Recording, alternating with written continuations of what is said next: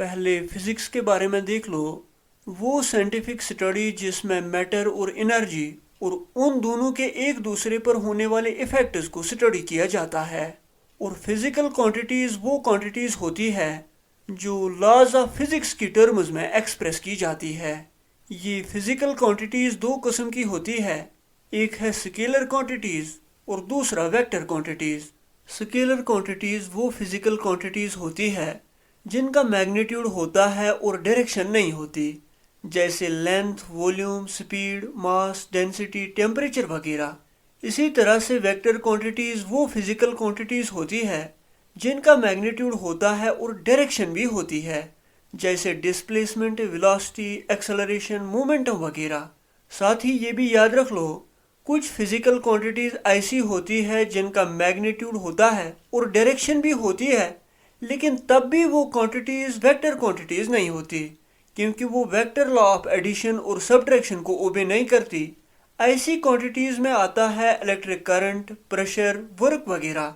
Scalar और vector को हम ऐसे भी देख सकते हैं, यानी वो क्वांटिटीज़ जिनका मैग्नीट्यूड होता है और स्पेस में कोई डायरेक्शन नहीं होती, जैसे कि लेंथ, एरिया, वॉल्यूम, टाइम, मास, ये स्केलर क्वांटिटीज़ होती है। इसी तरह से एक वेक्टर क्वांटिटी का मैग्नीट्यूड भी होता है और स्पेस के अंदर डायरेक्शन भी होती है, जैसे डिस्प्लेसमेंट, वेलोसिटी वगैरह। अब स्केलर और वेक्टर की एग्जांपल देख लो। जैसे मास एक स्केलर क्वांटिटी है क्योंकि ये किसी चीज़ का अमाउंट ऑफ स्टफ होता है जो किलोग्राम्स में नापा जाता है, यानी ये मास पूरी तरह से इसके साइज से डिस्क्राइब होता है। जैसे हम कहते हैं 4 किलो, 10 किलो, 5 किलो, यानी इसकी कोई डायरेक्शन नहीं होती, इसलिए ये स्केलर क्वांटिटी है। और वेट किसी चीज़ पर लगने वाला ज़मीन का फोर्स ऑफ ग्रेविटी है, यानी वेट एक फोर्स है, इसकी डायरेक्शन होती है, इसलिए ये वेक्टर क्वांटिटी है। यानी जैसे किसी चीज़ का फोर्स बराबर होता है मास इंटू एक्सेलरेशन, इसी तरह से वेट बराबर होता है mass into acceleration due to gravity. और वेट का यूनिट भी फोर्स की तरह न्यूटन होता है। साथ ही ये भी याद रख लो, अगर किसी चीज़ का वेट ज़मीन पर W न्यूटन होगा तो उस चीज़ का वेट चांद पर W/6 होगा, क्योंकि ज़मीन का फोर्स ऑफ ग्रेविटी चांद के फोर्स ऑफ ग्रेविटी से 6 गुना स्ट्रांग है। अब इन दो केसेस में वेक्टर क्वांटिटीज़ का रिजल्टेंट देख लो। पहला केस ये कि जब दो वेक्टर्स की डायरेक्शन सेम होगी तो रिजल्टेंट वेक्टर का मैग्नीट्यूड उन दो वेक्टर्स के मैग्नीट्यूड का सम होगा। जैसे यहाँ पे देख लो, एक वेक्टर का मैग्नीट्यूड 3 है, दूसरे वेक्टर का मैग्नीट्यूड 7 है और डायरेक्शन सेम है, तो रिजल्टेंट वेक्टर का मैग्नीट्यूड 10 है। दूसरा केस ये कि जब दो वेक्टर्स अपोजिट होंगे तो रिजल्टेंट वेक्टर का मैग्नीट्यूड उन दो वेक्टर्स के मैग्नीट्यूड का सब्ट्रैक्शन होगा। जैसे यहाँ पे एक वेक्टर का मैग्नीट्यूड 10 है, दूसरे वेक्टर का मैग्नीट्यूड 3 है और डायरेक्शन अपोजिट है, तो रिजल्टेंट वेक्टर का मैग्नीट्यूड 7 है। अब एक ऑब्जेक्ट का मोशन देख लो।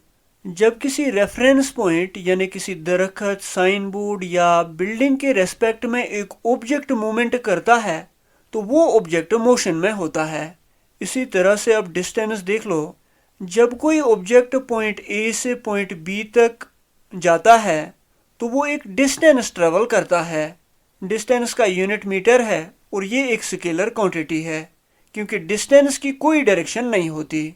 और डिस्प्लेसमेंट का मतलब जब कोई ऑब्जेक्ट एक डिस्टेंस ट्रेवल करता है लेकिन किसी पर्टिकुलर डायरेक्शन में, तो ये डिस्टेंस डिस्प्लेसमेंट कहलाती है। ये एक वेक्टर क्वांटिटी है और इसका यूनिट मीटर है। हम ऐसे भी कह सकते हैं डिस्प्लेसमेंट दो पॉइंट्स के बीच की शॉर्टेस्ट डिस्टेंस होती है। अब वेलोसिटी देख लो। ये वेलोसिटी किसी ऑब्जेक्ट की स्पीड को डायरेक्शन के साथ डिस्क्राइब करता है, यानी वेलोसिटी बराबर होता है डिस्प्लेसमेंट डिवाइड बाय टाइम। ये एक वेक्टर क्वांटिटी है, इसका यूनिट है मीटर पर सेकंड। अब स्पीड और वेलोसिटी में डिफरेंस देख लो। स्पीड हम डिफाइन करते हैं rate of change of distance, यानी स्पीड बराबर होती है डिस्टेंस डिवाइड बाय टाइम। और वेलोसिटी हम डिफाइन करते हैं rate of change of displacement, यानी वेलोसिटी बराबर होती है डिस्प्लेसमेंट डिवाइड बाय टाइम। दूसरा पॉइंट ये है कि स्पीड एक स्केलर क्वांटिटी है और वेलोसिटी एक वेक्टर क्वांटिटी। तीसरा पॉइंट ये है कि स्पीड कभी भी नेगेटिव और ज़ीरो नहीं होती, जबकि वेलोसिटी नेगेटिव या ज़ीरो हो सकती है।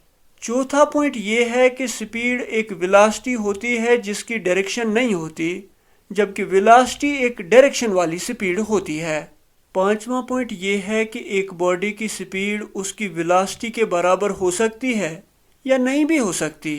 साथ ही ये भी याद रख लो, एक बॉडी की डायरेक्शन ऑफ मोशन बदलने से उसकी वेलोसिटी बदल जाती है, लेकिन स्पीड सेम रहती है, क्योंकि स्पीड एक स्केलर क्वांटिटी है और ये डायरेक्शन पर डिपेंड नहीं करती। इसी तरह से छठा पॉइंट ये है कि किसी भी मूविंग बॉडी के लिए स्पीड टाइम के साथ साथ डिक्रीज नहीं हो सकती, यानी स्पीड ज़ीरो या नेगेटिव नहीं हो सकती। और किसी मूविंग बॉडी के लिए वेलोसिटी डिक्रीज हो सकती है टाइम के साथ साथ, यानी वेलोसिटी ज़ीरो और नेगेटिव हो सकती है। साथ ही ये भी याद रख लो, स्पीड का ऐसा यूनिट मीटर पर सेकंड है और वेलोसिटी का ऐसा यूनिट भी मीटर पर सेकंड ही है। अब एक्सेलरेशन देख लो, इसका मतलब rate of change of velocity. ये एक्सेलरेशन तब वजूद में आती है जब किसी ऑब्जेक्ट की स्पीड या डायरेक्शन बदल जाती है, या जब दोनों चीज़ें यानी स्पीड और डायरेक्शन बदल जाती है। ये वेलोसिटी की तरह ही एक वेक्टर क्वांटिटी है। एक्सेलरेशन बराबर होता है change in velocity divide by time taken. Change in velocity का मतलब, अगर किसी ऑब्जेक्ट की इनिशियल वेलोसिटी u होगी और टाइम t के बाद फाइनल वेलोसिटी v होगी, तो चेंज इन वेलोसिटी बराबर होता है final velocity v minus initial velocity u, और एक्सेलरेशन बराबर होता है v minus you divide by t, और एक्सेलरेशन का यूनिट है मीटर पर सेकंड स्क्वायर। साथ ही ये भी याद रख लो, जब हम कहते हैं कि किसी ऑब्जेक्ट की नेगेटिव एक्सेलरेशन है, इसका ये मतलब नहीं है कि उस ऑब्जेक्ट की हर बार स्पीड कम होती जाएगी, बल्कि नेगेटिव एक्सेलरेशन का मतलब है एक्सेलरेशन की डायरेक्शन नेगेटिव है। और अगर किसी ऑब्जेक्ट की वेलोसिटी पॉजिटिव होगी और एक्सेलरेशन नेगेटिव होगी, तो उस नेगेटिव एक्सेलरेशन की वजह से ऑब्जेक्ट की स्पीड कम होती जाएगी। और अगर किसी ऑब्जेक्ट की वेलोसिटी नेगेटिव होगी और एक्सेलरेशन भी नेगेटिव, तो उस नेगेटिव एक्सेलरेशन की वजह से ऑब्जेक्ट की स्पीड बढ़ती जाएगी। अब सर्कल में चलने वाले फोर्सेस देख लो। इसमें पहला है सेंट्रीपिटल फोर्स, यानी वो फोर्स जो उन बॉडीज पे एक्ट करता है जो सर्कुलर पाथ पे चलती है, और इस फोर्स की डायरेक्शन उस सेंटर की तरफ होती है जिस सेंटर के आसपास वो बॉडी घूमती होगी। फॉर एग्जाम्पल, अगर हम एक स्पेस क्राफ्ट में बैठे हों जो ज़मीन के गिरद घूमता होगा, तो वहाँ पे जो सेंट्रीपिटल फोर्स होगा वो फोर्स ऑफ ग्रेविटी होगा। इसी तरह से अगर हम एक सर्कुलर पाथ पे कार चलाते होंगे, तो वहाँ पे जो सेंट्रीपिटल फोर्स होगा वो रोड और टायर्स के बीच का फ्रिक्शन वाला फोर्स होगा। यानी सेंट्रीपिटल फोर्स एक ऑब्जेक्ट को अंदर की तरफ खींचने वाला फोर्स है। इसी तरह से दूसरा सर्कुलर फोर्स है सेंट्रीफ्यूगल फोर्स। ये सेंट्रीपिटल फोर्स के अपोजिट है। ये किसी भी सर्कुलर पाथ पे चलने वाले ऑब्जेक्ट को बाहर की तरफ यानी एक्सिस ऑफ रोटेशन से बाहर की तरफ खींचता है। इस फोर्स के बहुत सारे एप्लीकेशंस हैं।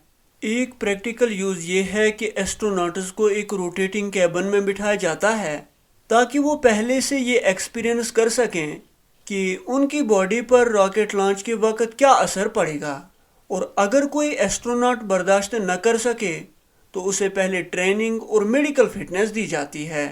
इस तरह एस्ट्रोनॉट प्रैक्टिकल लॉन्च के वक्त मेंटली और फिजिकली तैयार हो जाते हैं। इसके अलावा सेंट्रीफ्यूगल फोर्स का इस्तेमाल डायरी इंडस्ट्री के सेंट्रीफ्यूगल सेपरेटर में होता है ताकि दूध में मौजूद अमाउंट ऑफ फैट चेक किया जा सके। इसमें दूध को एक तेज़ी से घूमने वाले सिलेंडर में डाला जाता है। जैसे ही सिलेंडर घूमता है तो बाहरी चीज़ें जैसे दूध में मौजूद पानी वगैरह बाहर की तरफ चला जाता है, और हल्की चीज़ें जैसे दूध में मौजूद फैट सेंट्रीफ्यूगल फोर्स की वजह से अंदर की तरफ आ जाता है। अब टेम्परेचर देख लो। ये किसी ऑब्जेक्ट या सबस्टेंस में मौजूद हीट की डिग्री या इंटेंसिटी होती है, या हम कह सकते हैं कि ये हॉटनेस या कोल्डनेस का मेजरमेंट होता है जो हम बहुत सारी स्केल्स में रिप्रेजेंट कर सकते हैं, जैसे फ़ारेनहाइट, डिग्री सेल्सियस वगैरह। ये एक स्केलर क्वांटिटी है क्योंकि ये कोई डायरेक्शन रिप्रेजेंट नहीं करती। एक पर्टिकुलर पॉइंट का टेम्परेचर जब एक पर्टिकुलर टाइम पे लिया जाता है तो ये एक स्टैटिक फिगर होती है। अब स्केलर और वेक्टर क्वांटिटीज़ की एग्जांपल्स देख लो। ये सारी क्वांटिटीज़ हमें आने वाले लेक्चर्स में पढ़नी है। स्केलर क्वांटिटीज़ में आता है mass, length, distance, speed, power, energy, work, temperature, gases में मौजूद प्रेशर और वॉल्यूम। इसी तरह से वेक्टर क्वांटिटीज़ में आता है weight, force, displacement, velocity, acceleration, thrust, drag, momentum, solids के बीच का प्रेशर और फ्रिक्शन। Thank you.